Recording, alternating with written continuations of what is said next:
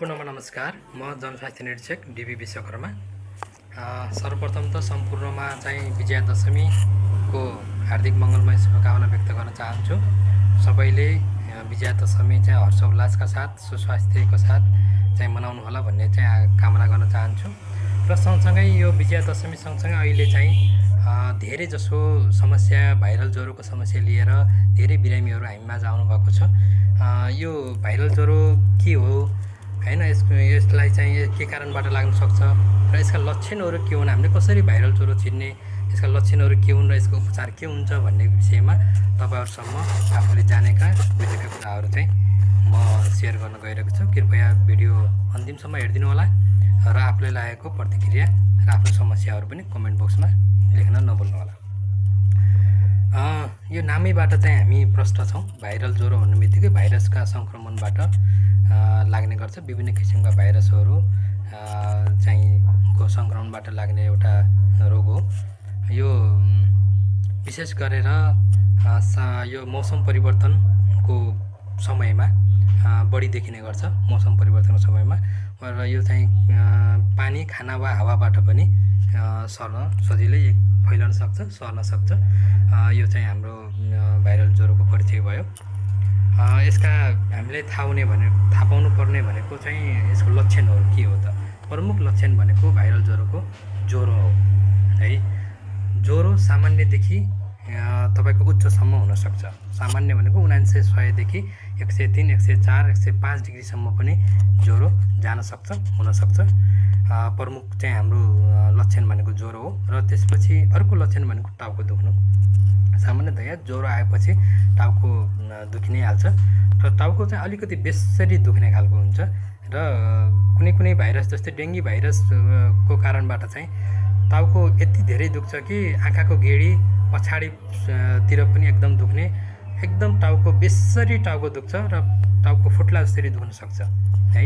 त्यही भएर सामान्यदेखि उच्च दुखाइ चाहिँ टाउकोको पनि हुन सक्छ र शरीर दुख्न सक्छ। शरीर चाहिँ अब एकदम दुख्न सक्छ, मांसपेशी दुख्न सक्छ, जोर्नीहरू दुख्न सक्छ हैन। दुखाइ पनि यसको चाहिँ प्रमुख भाइरल ज्वरोको चाहिँ लक्षण हो। र घाँटी दुख्न सक्छ है। घाँटी दुख्न सक्छ, थुक्निलाई गाह्रो हुने पनि हुन सक्छ। कहिलेकाहीँ घाँटीहरू सुन्निने खालको पनि हुन सक्छ। त्यस्तो किसिमको चाहिँ लक्षणहरू देखिन्छ। र अर्को प्रमुख लक्षण भनेको खोकी लाग्न सक्छ है। खोकी लाग्न सक्छ अनि खोकी सँगसँगै हाच्ची आउने, नाकबाट पातलो सिकान बग्ने पनि समस्याहरू भाइरल ज्वरोमा चाहिँ एकदम देखेर देखिन सक्छ। र अर्को लक्षण हाम्रो थकाइ लाग्नु हुन्छ हैन। मान्छे चाहिँ एकदम थकित हुने, थकाइ लाग्ने किसिमको हुन सक्छ। र कहिलेकाहीँ तपाईको चाहिँ वाक हुने, खाना मन नलाग्ने, बान्ता आउने पनि हुन सक्छ। यो चाहिँ भाइरस ज्वरोको लक्षणहरू हुन् र यसका लक्षणहरू अन्य पनि हुन छन्, धेरै छन्। अब मुख्यतया देखिने चाहिँ लक्षणहरू इत्यादि हुन्। यसको कारण भनेको इन्फ्लुएन्जा भाइरस हैन, तपाईको डेङ्गी भाइरस अनि एडिनो भाइरस, राइनो भाइरस हैन, यस्ता किसिमका भाइरसहरूको कारणले हुन सक्छ र अन्य यस्ता धेरै भाइरसहरूको कारणले पनि लाग्न सक्छ। कोरोना भाइरस पनि अहिले चाहिँ अब देखिरहेकै छ टाइममा। यसको उपचार के गर्ने त भन्दाखेरि प्रशस्त मात्रामा पानी पिउने र आराम गर्ने है। झोल कुराहरू प्रशस्त मात्रामा खाने, तागतिलो कुराहरू खाने हैन, अमिलो मतलब चाहिँ रसिलो खानेकुराहरू हैन, रसिलो फलफुलहरू बढी खाने जसमा भिटामिन सीहरू पर्याप्त मात्रामा हुन्छ। पहेँला फलफुलहरूमा चाहिँ खाने हैन, राम्रोसँग पाकेका पहेँला फलफुलहरू खान सकिन्छ। अनि ज्वरो कम गर्नको लागि धेरैले चाहिँ फ्लेक्जोन, ब्रुसेटहरू चाहिँ प्रयोग गर्नुहुन्छ, जहाँसम्म नर्मल पारासिटामोल मात्र आवश्यकता अनुसार प्रयोग गरेमा ज्वरो र दुखाइ कम हुन्छ है। प्रायः जसो भाइरल ज्वरो 3 देखि 5 दिनमा त्यसै पनि कम हुँदै जान्छ।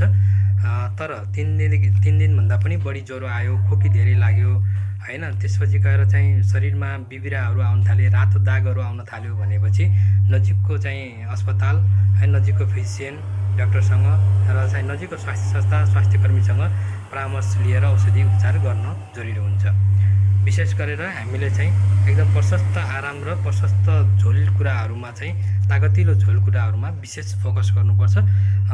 र केही समस्या आयो, ज्वरो धेरै आयो भनेपछि चाहिँ हामीले पारासिटामोल खाँदा पनि ज्वरो निको भएन भने यसका थप चेक जाँचहरू थप चाहिँ उपचार आवश्यक पर्छ। त्यसको लागि चाहिँ नजिकको डाक्टरसँग नजिकको स्वास्थ्य कर्मीसँग स्वास्थ्य संस्थामा चाहिँ सम्पर्क राख्नुहोला र तपाईहरुलाई अन्य पनि कुनै बिमार सम्बन्धी मतलब जानकारी लिनु छ अथवा चाहिँ यही कुरामा केही कुरा थप छ भनेपछि कृपया राख्नुहोला। अहिलेलाई यति नै। हस्त धन्यवाद। नमस्कार।